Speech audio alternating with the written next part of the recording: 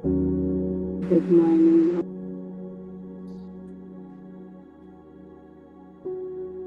God, we honor you today.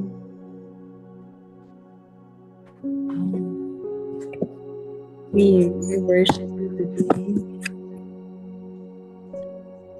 We worship you. We come before you with thanksgiving. Hallelujah, Lord. Thank you for the truth, Lord, for the fact that we can join the heavens, your creation, in worshiping you, Lord. That right now there is an ongoing worship happening in the heavenlies. Thank you, dear Holy Spirit, for helping us to join them, in joining them, Lord. So, mga kapatid, mga magulang, i-set po natin yung mind natin ngayon. Let's position ourselves in praising and worshiping for we know. And like in Revelation, di ba? Yung binigay na vision ni Lord kay John, at dinidescribe niya kung paano nag-worship ng God natin. So let's put our position in that kind of worship through the power of the Holy Spirit.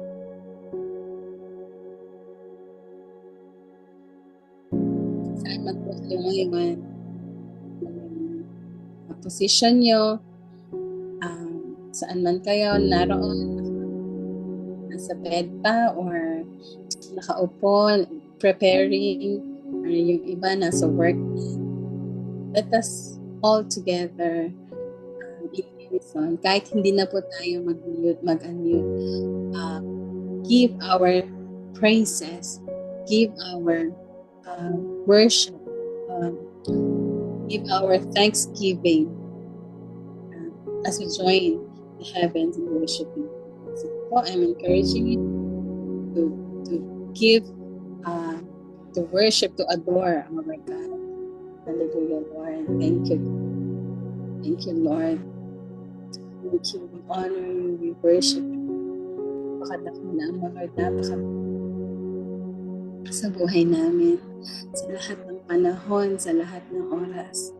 Tunay na ikaw ay Panginoon.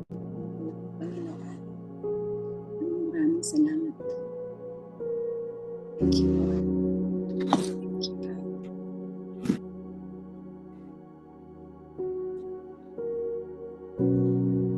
Let me, our devotion po for today. Ayan, mag-off ka muna ako. Today is February 18, 2025. So, international pa po yung nakalagay dito. Kasi, ito yung PowerPoint na ginamit ni Ate Emmy kanina. And since dahil po, nag-rush ako for my assignment na isasubmit, so didn't have much time to prepare. And I asked, sorry for that, but the Lord just impressed in my heart na to use the PowerPoint and the video recording this morning. So let's watch it. And I know, because I myself was blessed. Na-bless ako. And I believe the Lord will speak to you powerfully and mightily. Okay po. So let me share this video. Hopefully naririnig po. Malinaw po ba yung end ko? Medyo okay lang po. Malinaw po. Sige po. So ang title po ng ating devotion ngayon is Taking the Initiative Against Despair. Doon sa title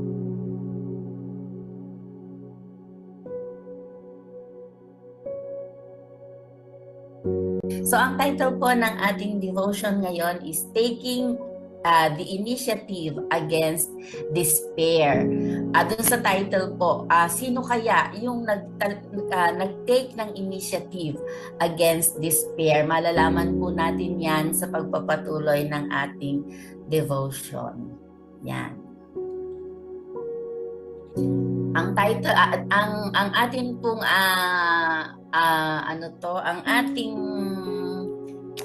key verse ay matatagpuan sa Matthew 26 verse 46. Pero let me read po yung background scripture dyan sa ating key verse na yan. Start ko po sa sa verse, nalit kasi ng Bible ko, verse 36. Yan. Malinaw po ba ako? Yes po. Malinaw okay, po. Sige. Thank you po. Sabi dito, verse 36, at sinama sila ni Jesus sa isang lugar na tinawag na Getsemani.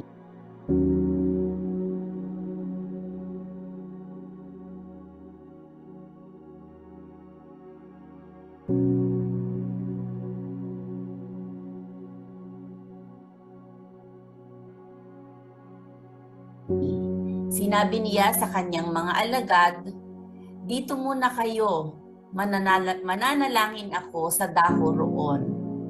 Ngunit isinama niya si Pedro at ang dalawang anak ni Zebedeo. So merong dalawa na pinili ang Lord para maisama niya, si Pedro at saka yung dalawang anak ni Zebedeo na hindi naman po binigyan ng pangalan dito.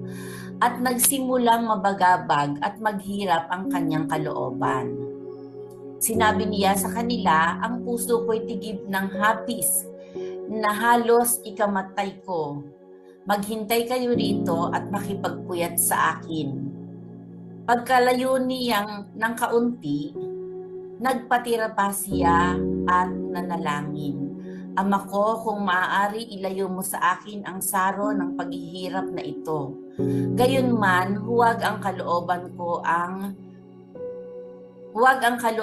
ko, kundi ang kalooban mo ang mangyari. Nagbalik siya at dinatnan niyang natutulog ang tatlong alagad. Sinabi niya kay Pedro, talaga bang hindi kayo makapagpupuyat na kasama ko kahit isang oras man lamang? Magpuyat kayo at manalangin upang huwag kayong madaig Pastor Rory, ng wala pong tukso. sound. Ang espiritu'y nakahanda, ngunit mahina ang laman. Muli siyang lumayo at nanalangin. Ama ko, Wala. kung narinig maiaalis ko po, ang sarong ito, narinig ko po, Ate Ope. nang hindi ko iinumin, mangyari ang iyong kalooban. Muli siyang nagbalik at dinatnan na naman niyang natutulog yung tatlo sapagkat sila'y antok na antok. Ate Ophel, okay na po ba sa'yo? Or wala pa rin? Pinatik. Meron na, Faye. Alright, tuloy po natin. Iniwan niya ulit ang tatlong alagad at muli siyang nanalangin. At iyon din ang sinabi. Nagbalik na naman siya sa tatlong alagad at sinabi sa kanila, natutulog pa ba kayo at nagpapahinga? Dadating na ang oras ng pagkakanulo. Ang anak ng tao, ang pagkakanulo sa anak ng tao sa mga makasalanan. Tayo na, narito na ang magkakanulo sa akin. Yung pong verse 46, sabi niya, tayo na. Yan. Salamat sa Panginoon, pagpalain ang kanyang pagkabasa sa kanyang banal na salita at pinagpala na po tayong lahat. Yan. Sabi po dito, in the Garden of Gethsemane, the disciples went to sleep when they should have stayed awake. Di po ba kanina sabi niya, pagbalik ng Lord Jesus, natutulog sila. Once they realized that they had done what they had done, it produced despair. The sense of having done something irreversible tends to make us despair. Ano po ba yung ibig sabihin ng despair? Sabi dito, despair is the complete loss or absence of hope, a feeling of being without hope or of not being able to improve the situation. Doon po sa binasa ko kaninang situation, ang involved po doon ang Lord Jesus, si Peter at saka yung dalawang anak ni Zebedeo. So, sino sa palagay natin yung nagkaroon ng despair at sino naman yung nag-took ng initiative against despair? Yung despair po, yung sabi nga dito, yung parang nawalan na ng pag-asa, being not able to improve yung situation kasi nangyari na dinatnan ng Lord Jesus sila Pedro na natutulog. So nandoon na yung pangyayari na wala na silang magawang iba kundi ituloy na lang kung ano yung dapat ituloy. So sabi po, we say, well, it is over and ruined now. Siguro yun yung nasa isip ng mga nung mga alagad. Nangyari na nadat na tayo. Nadat na tayo ng Panginoong Jesus na natutulog. What's the point in trying anymore? Wala na tayong magagawa. Wala na tayong nangyari na nabisto na tayo ng Lord na hindi tayo nanalangin. Yung bilin niya na manalangin tayo, hindi naman natin nagawa. If we think this kind of despair is an exemption, we are mistaken. It is very ordinary human experience. Whenever we realize we have not taken advantage of a magnificent opportunity, we are apt to sink into despair. Malamang sa malamang, no? Imaginein po natin yung kalagayan ni Pedro sa yung dalawang anak ni Zebedeo, yung dalawang disciple, unnamed disciple. Ano sa palagay niyo ang naramdaman nila? Siguro nandun yung sobrang kahihiyan sa Panginoon. Biruin niyo, tatlo sila pinili, they were handpicked by the Lord. Pero yung opportunity na to pray together hindi nga together kasi iniwanan lang sila ng Lord Jesus doon sa lugar to pray kasi sabi ng Lord makipanalangin kayo sa akin, to pray for me. Baka ganun ang ibig sabihin ng Lord. Magpuyat kayo, pray for me. Pero kaso hindi na-miss nila yung opportunity na yon. So, ang mas malamang sa malamang bilang tao, kasi tao naman sila at tayo din naman po, di po ba? Pag meron tayong nami-miss na opportunity, talagang nagsising tayo doon sa sa spirit of despair, yung parang wala na, parang pinagbagsakan na tayo ng langit at lupa, wala na, hindi na siguro ako makakabawi, hindi ko na magagawa ulit yung kung ano yung pinapagawa sa Lord, yung opportunity na ibinigay sa akin, hindi ko na magagawa. So yun malamang yung naging pakiramdam ni Pedro at nung dalawang disciple kasi nga pinili sila. But Jesus come and lovingly say to us, yan, ito po yung tinatanong ko, sino kaya yung nagtook ng initiative against despair?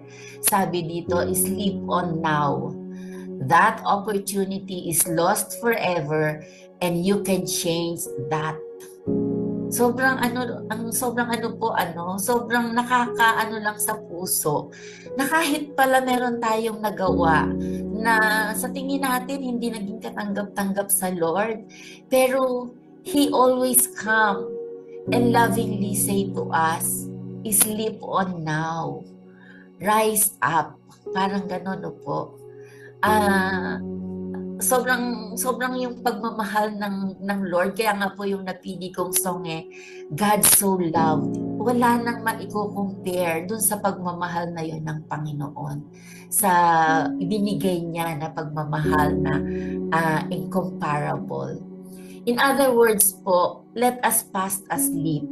Let it sleep in the sweet embrace of Christ, and let us go on into the invincible future with Him. So wag po tayong tumambay. Sabi dito parang wag nating tambayan yung yung kalungkutan na pinagdaanan natin, yung despair na pinagdaanan natin. Sino yung nagtook ng initiative? Yun doon tayo mag-focus. Sino yung nagbibigay ng another chance? Doon tayo mag-focus. For God is a God of so many chances. Hindi siya nakatingin doon sa kung ano yung pagkakamali natin nung nakaraan. Hindi siya nakatingin doon. Ang desire ng Lord is to bless each and every one of us. Bigyan tayo ng future with Him. Di po ba sabi nga doon sa sa Jeremiah, "For I know the plans I have for you." Doon po tayo palaging mag-focus, hindi doon sa kung ano ba yung nagawa natin nung nakaraan. Hindi na natin maibabalik yun eh. Hindi na natin kung ano yung mga lost opportunities, hindi na natin maibabalik yun. Ang tingnan natin ay kung paano tayo muling magtatagumpay with the help of the Holy Spirit and with the loving embrace of the Lord Jesus Christ. Sabi po dito, there will be experiences like this in each of our lives. We will have times of despair caused by real events in our lives, and we will be unable to lift ourselves out of them. The disciples in this instance had done a downright unthinkable thing. They had gone to sleep instead of watching with Jesus. So hindi lang po yung hindi lang naman talagang normal sa atin. Sabi ko nga palagi kong sinasabi, hindi tayo exempted sa kung ano man yung nangyayari sa buhay natin. Hindi tayo exempted na may mga pagkakataon na nagkakamali tayo. Hindi tayo exempted na may pagkakataon na yung sinasabi ng Lord sa atin ay hindi natin nagagawa. Hindi natin na ibibigay kung ano yung gusto natin. Just like itong mga disipulo itong mga disciples meron silang talagang physical encounter with the Lord, pero still nagawa pa din nila na hindi gawin kung ano yung ipinapagawa ng Panginoon. So sabi nga ng Lord, sabi nga dito sa Bible ng pinangatwiranan pa, di ba? The spirit is willing but the flesh is weak, the body is weak. Totoo naman nga po 'yon. Siguro gustong-gusto talaga ng mga disciples na to watch the Lord Jesus na nagpe-pray at pag-pray pa din, mag-pray together with the Lord, pero talagang antok na antok sila. Kaya alam niyo po, maraming salamat sa Panginoon kasi alam ko sa edad nating ito, talagang gusto pa natin talagang gusto pa natin na itong time na to matulog, magpahinga, pero dahil gusto natin na kung ano yung calling ng Lord sa atin, mabigyan natin ng maibigay naman natin yung time na ito sa Lord para hindi naman tayo maging ma-despair na hindi tayo sumunod dun sa gusto ng Lord na itong first hour sa morning ay ma-spend natin together with Him and with the Holy Spirit. Kaya salamat sa Panginoon sa buhay ng bawat isa. But our Lord came to them taking spiritual initiative against their despair and said in effect, "Get up and do the next thing." Walang condemnation, di po ba? Kahit dun sa binasa ko kanina, medyo sinabi ng Lord Jesus na, hindi nyo ba talaga magawa na mag-pray kahit 1 oras lang? Pero alam naman natin yung pagmamahal ng Lord Nasabi niya lang yon pero walang condemnation.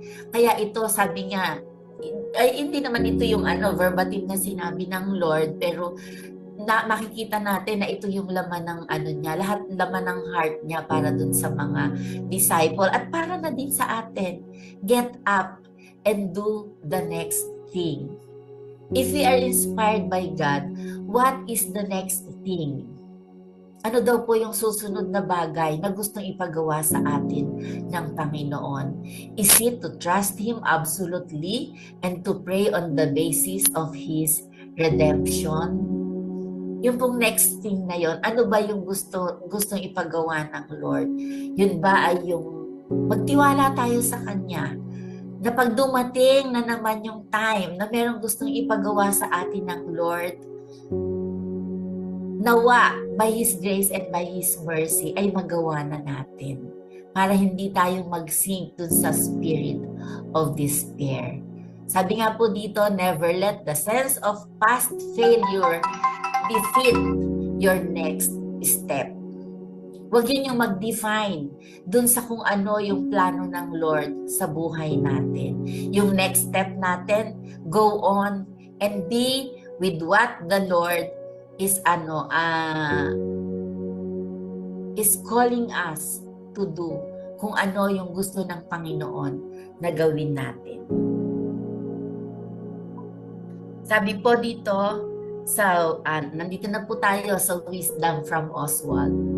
When a man's heart is right with God, the mysterious utterances of the Bible are spirit and life to him. Spiritual truth is discernible only to a pure heart, not to a keen intellect. It is not a question of profundity of intellect, but of pure heart. Tiningnan ko po yung ibig sabihin ng profundity. Yun po yung lalim daw ng katalinuhan. Yung intellect, sabi nga, yung intellect. Kahit sa sobrang talino pa rin tayo, pero kung yung ating puso is not aligned with the heart of God, naalala ko lang yung word ni Sister Terry, yung isang prophet ng Lord, sabi niya, let our heart enter into the heart of God. Yung puso natin na talagang naka-align sa puso ng Lord. Siguro yung sabi nga dito, yung utterances sa Bible are spirit and life to Him. Talagang mag-i-speak sa atin kung ano yung sinasabi sa banal na kasulatan. Di ba sabi nga, pagka daw may mga instances na yung kung ano yung binabasa natin sa Bible, talagang nagiging buhay na buhay eh.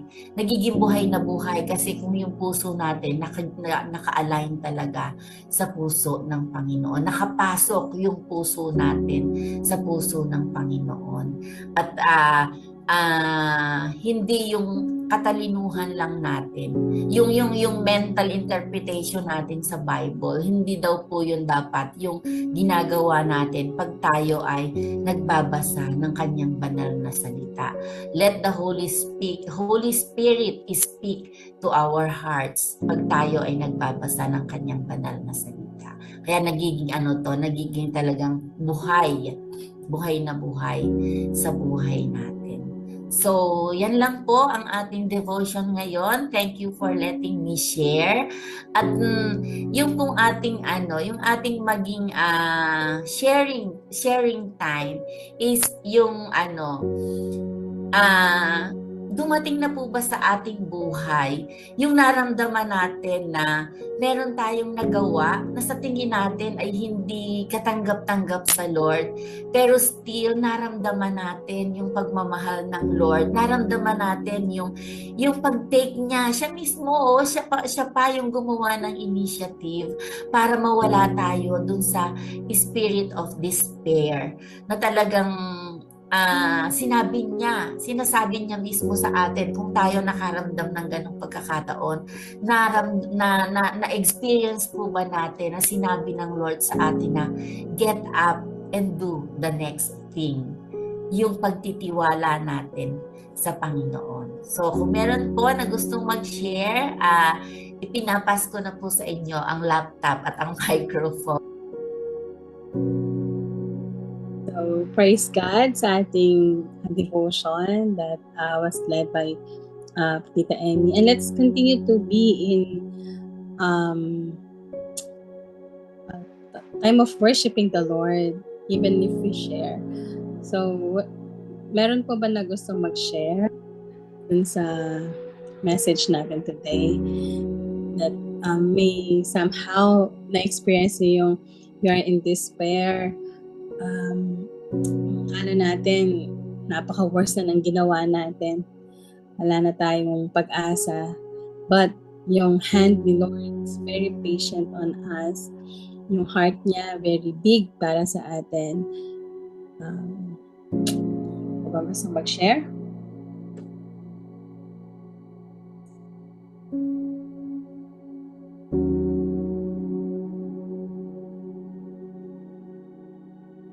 How the Lord, paano ko dinil ni Lord dun sa sitwasyon na yon.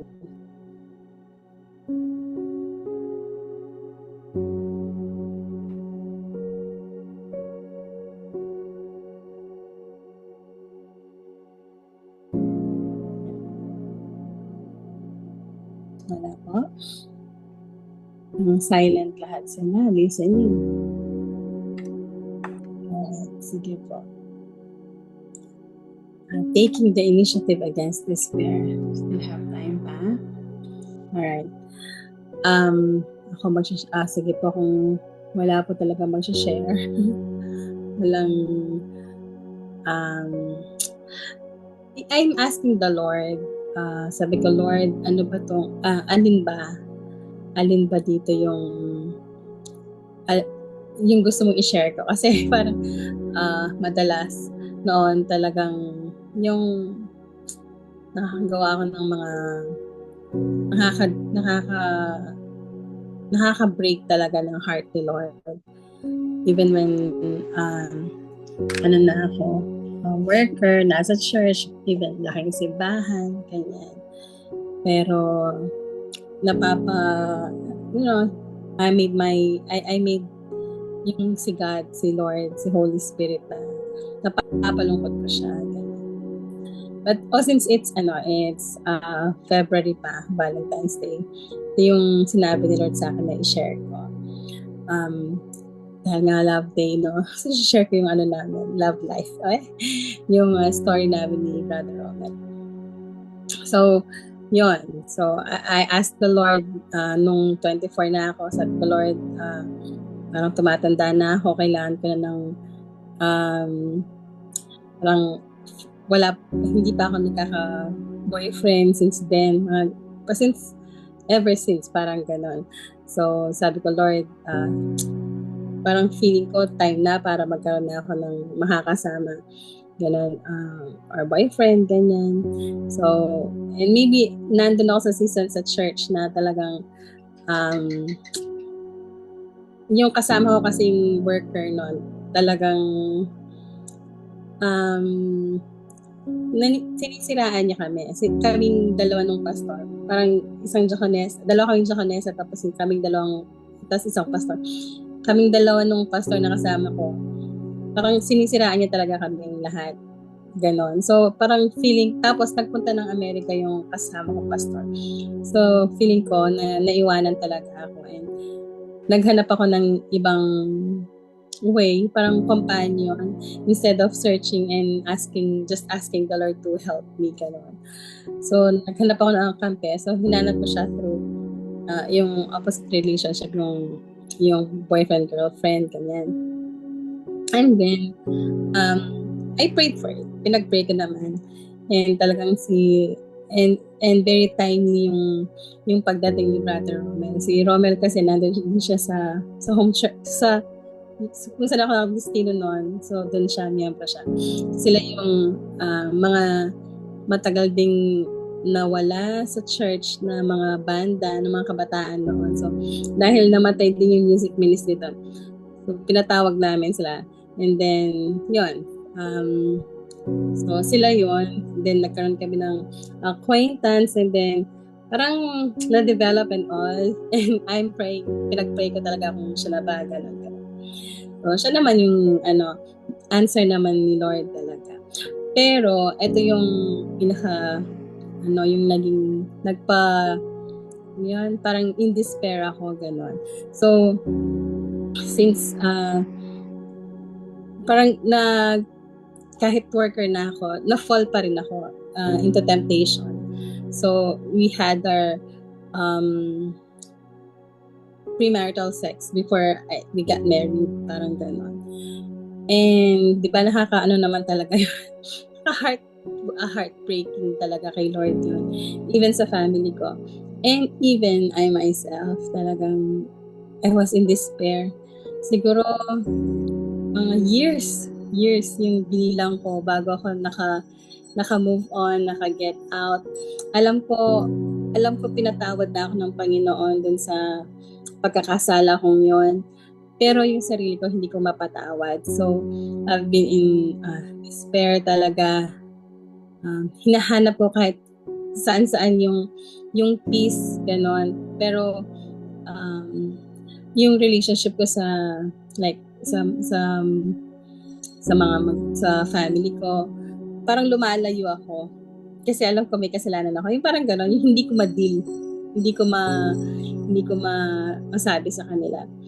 And kasi yung time na yun, parang ayoko pa talaga magpakasal. Pero dahil napilitan ako, dahil nga gumawa ng way si Lord para ma-stop yung ginagawa kong yun, yung ginagawa namin yan na kasalanan. And talagang nahuli kami. Parang nahuli. May ginawang way si Lord para ma-stop yon. And then, so parang pinilit ako magpakasal na kasi nakakahiya daw, ganyan. So, hindi buo yung loob kong magpakasal. And so, talagang inaano ko yung sarili ko. Ang kasalanan ko, ganyan. Lahat, sinisisi ko yung sarili ko. And then, so, how many years? For, I think, mga 8, 9, galing years. Ganun ako talagang nagagawa ko yung mga trabaho ko pero hindi ako masaya, ganyan. Kasi it's because meron pa talaga akong yung sarili ko mismo hindi ko mapatawad. Though ang Lord, alam ko naman na He is gracious, pinatawad niya ako. So yun, the lesson is here, parang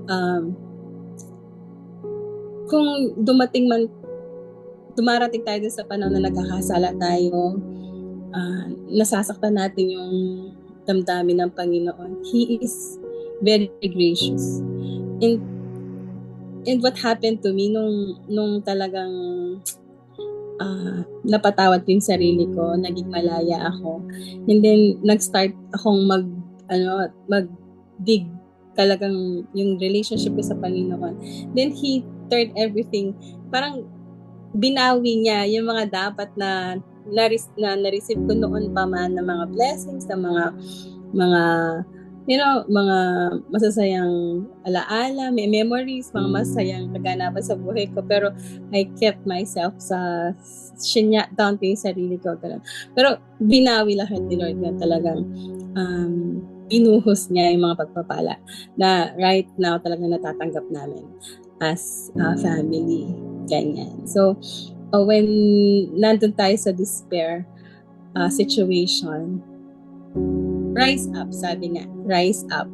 Kailangan tayong tumayo, kailangan tayong umalis sa lugar na yon at sumunod sa Panginoon. Kasi alam natin na when you obey the Lord, talagang will be added unto us. When we seek the Lord, when we seek His righteousness, when we seek Him first, everything else will follow. Hindi man natin hahabulin, tayo pa yung hahabulin ng mga pagpapala, ng mga pagpapala at mga binibigay sa atin ng Panginoon. So, let's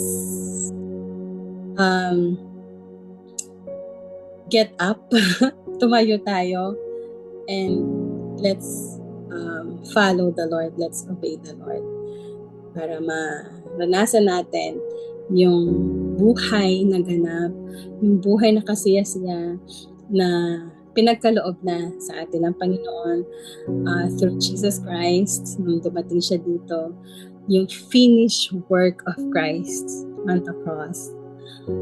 Kaya we were able to enjoy everything because of that. Right? So, sige po. So, since today is still February, and we all know that we are celebrating that love month, and the Lord just impressed to me to pray. Pag-pray natin yung mga kabataan. Pag-pray natin yung mga kung may mga anak pa kayo na mga single or mga apo na dalaga, they're in the courtship stage, or may boyfriend, girlfriend na, relationship, opposite sex, and or mga youth sa church natin, let's cover them in prayer. Let's pray for them. Let's pray for protection over them para ma-keep yung purity, yung sexual purity sa kanila before we get married. Kasi alam natin talagang kahit ano pang sabihin ng ngayon ng mga generation na okay na yon, normal lang, hindi naman, parang ang dami naman ng kabataan na ganun yung ginagawa nila. Pero alam naman natin that it is wrong. Di ba? Mali talaga yun. Kasalanan talaga yun. And pag nagkakasala tayo, ang daming nawawalang blessings sa atin. So let's pray kasi ayaw natin mangyaring sa mga kabataan natin, sa mga anak natin, sa mga apo natin, sa mga pamangkin, ganyan, na hindi nila ma-enjoy yung mga blessings dahil sa mga pagkakamali, pagkakasala. So, yeah. So, let's pray for them. Let's pray for protection over them. Even yung mga kabataan sa church natin. Right? Sige po. Pwede ko po bang ask si Tita Lydia? Si Tita Lydia at saka si Ate Ophelia hindi listening to pray for those. Hopefully, na-gets mo yung prayer points po natin. Prayer point natin for today. Okay po kayo, Tita Lydia? Opo, yung mga kabataan po. Yes po. Kung may pamangkin po or apo na mga single at they're into the relationship, so let's pray for sexual purity. Yeah, sige po. Let's pray. Let us pray. Oh, hallelujah. Father, hallelujah, Lord Jesus. Hallelujah, God the Holy Spirit. Maraming salamat po, Panginoon. Lord, dito sa aming lesson na ito na binigay nyo sa devotion na ito po, Panginoon, taking the initiative against despair po.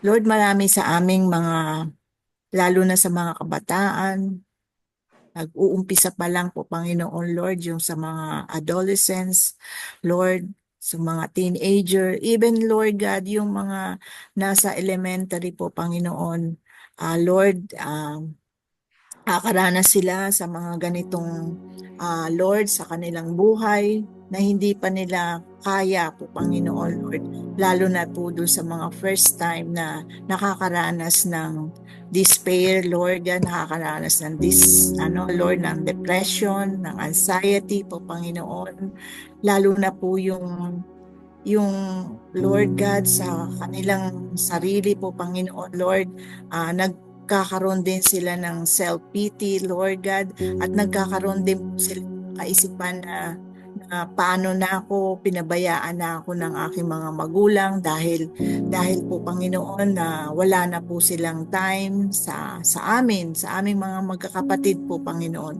Lord, ganito po yung mga youth na nakakaranas na itong generation na ito at bumabaling sila sa mga social media po, Panginoon, para mawala, para maibsan, para mapuno po, Panginoon, Lord, yung kanilang pangangailangan. Pero Lord, lalo rin silang Lord God, nakakaranas din ng depression lalo po, Panginoon, Lord. At dalangin ko po, Panginoon, sa kanilang murang kaisipan po, Panginoon, Lord. We pray for them, Panginoon. We pray for them. We pray for our youth. We pray for our children. We pray for our apo po, Panginoon, na ang lahat ng mga nakikita nila naririnig nila po, Panginoon, na hindi maganda po, Panginoon, lalo na sa TV, sa mga YouTube, sa social media po, Panginoon, na siyang nagpapadagdag pa, Panginoon, Lord, nagpaparumi po, Panginoon, sa kanilang mga kaisipan. At Lord, bigyan niyo rin po kami ng time po, Panginoon, para mapakinggan namin ang aming mga anak na ito po, Panginoon, Lord God. At ako rin, Lord God, nung minsan na naririnig ko rin, nagkukwento yung aking apo po, Panginoon, tungkol sa school nila, Lord. Nakaranas din sila, Lord, ng Lord God, ng pagbubuli. Dahil po doon sa mali nilang, Lord, nagkaroon sila ng sexual po, Panginoon, sa school.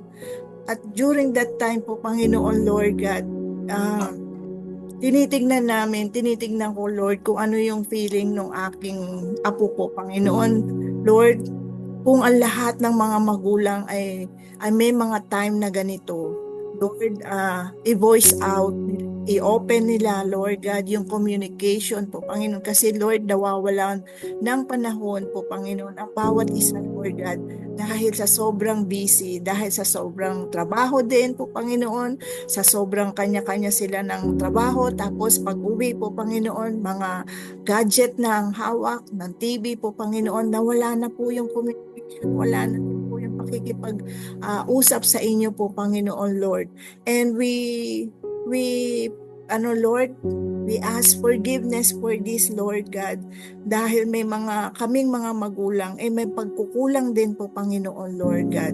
At dalangin ko, Lord God, na bigyan nyo kami ng guidance, bigyan nyo kami ng wisdom, ng knowledge po, Panginoon, Lord God, dito sa mga paano namin mapalaki ang aming mga kabataan, ang aming mga apo, ang aming mga anak, pamangkin po, Panginoon, Lord, sa aming kapaligiran po, Panginoon, Lord God.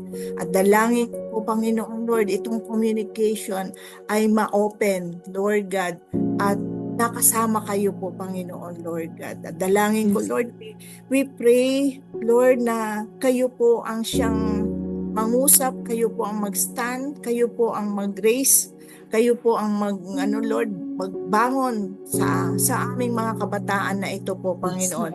At Lord, hayaan nyo na mapulfill ang inyong mga plano para sa aming mga na ito po, Panginoon, Lord. Sabi nyo nga po, Lord God, for I know your future plans to prosper, Panginoon, Lord. At dalangin ko po, Panginoon, Lord, na ang lahat ng kabataan, lahat ng mga bata, mga children po, Panginoon, Lord, ay Lord, ay matunghayan, maano nila, Lord, yung right path na binigay nyo para sa aming mga youth na to. Lord, give us, Lord God, lalo na sa mga magulang na pangunawa, patience, love, understanding, forgiving, at no condemnation po, Panginoon, Lord. At lahat ng pangunawa, ng yakap po, Panginoon, Lord, ay ibibigay namin po, Panginoon, sa aming mga anak na ito, Lord God.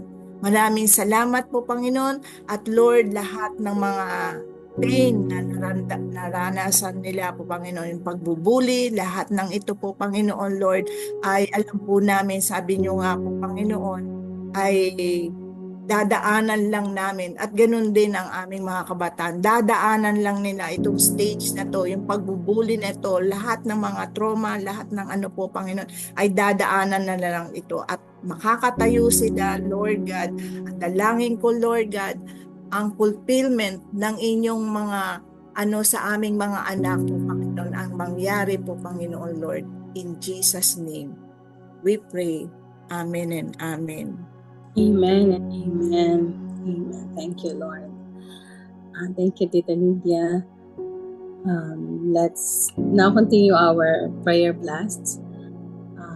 Pastor Rory, yung PowerPoint niyo po ba ay available?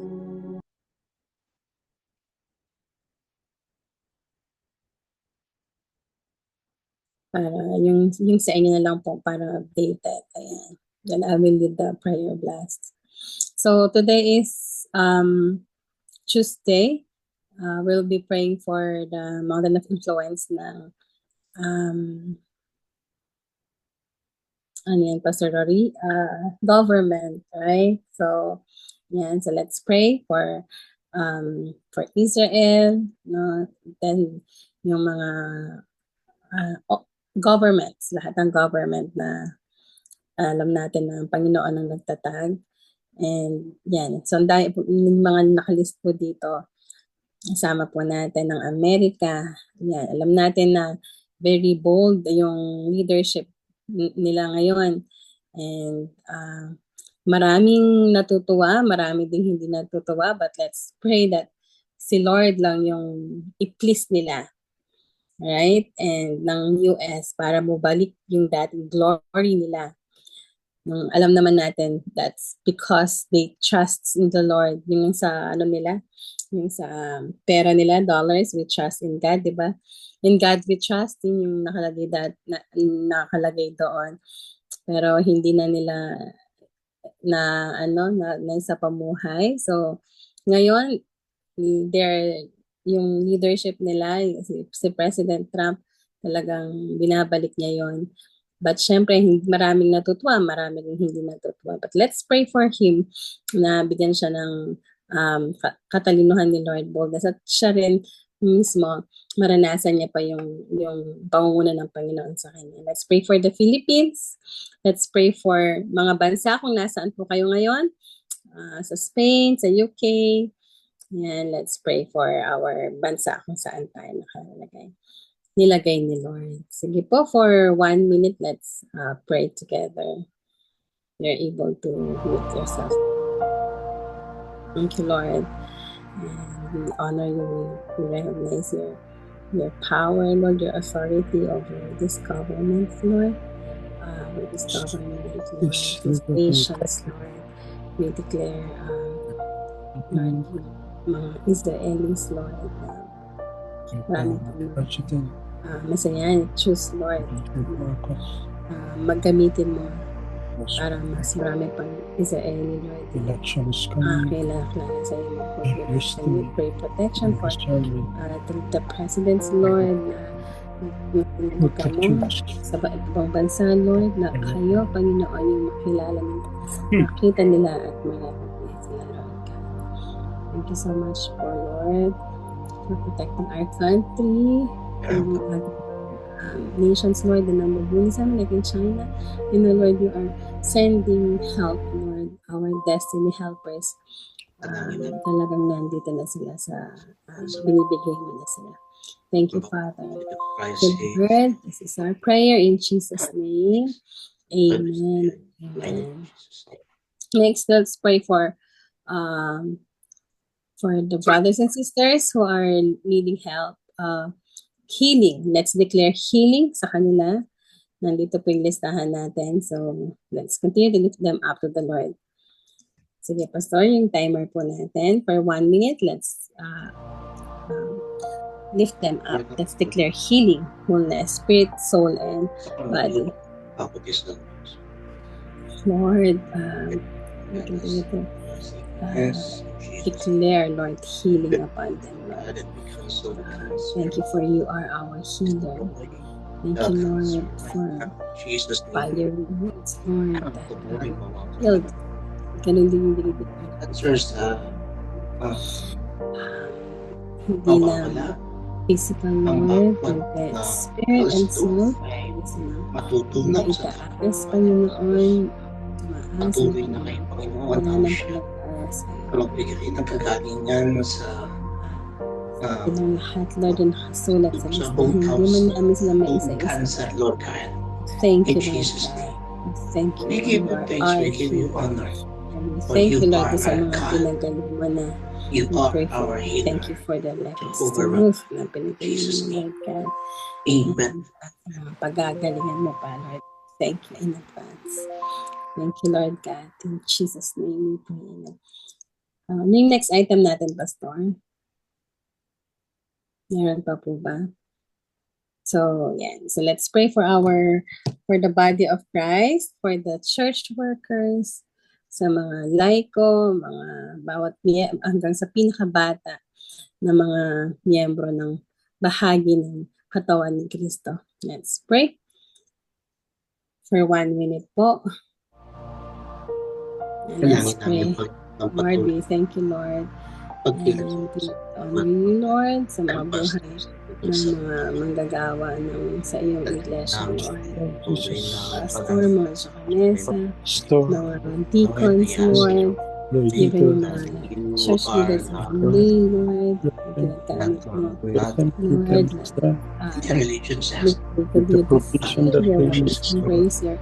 your goodness, Lord, your provisions, Lord, sa kanilang lahat, Lord.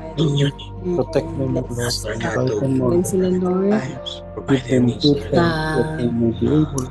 sa gawa ng kalaban na hindi magpapatunay sa Missionary work. hanggang sa mga bata, Lord God, mga present namin today, Lord God. We thank you, Lord. In Jesus' name we pray. Amen and amen. Tito Virgil, pwede po ba kayo sa closing prayer? Sige And po.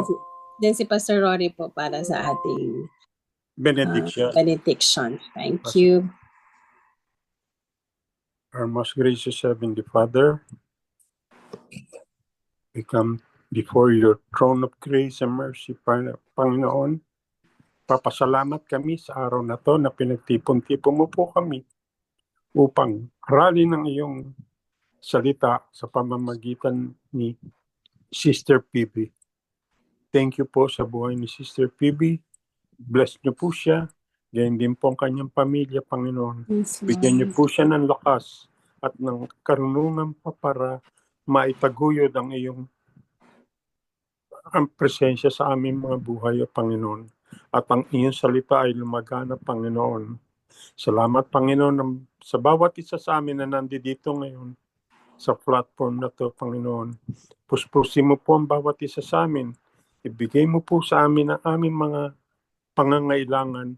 At alam namin, Panginoon, ikaw ang aming sovereign God. Lahat ng aming kahilingan ay iyong ibibigay, Panginoon. As long as we have the faith and we believe in your power, O Lord Jesus. Thank you, Lord Jesus.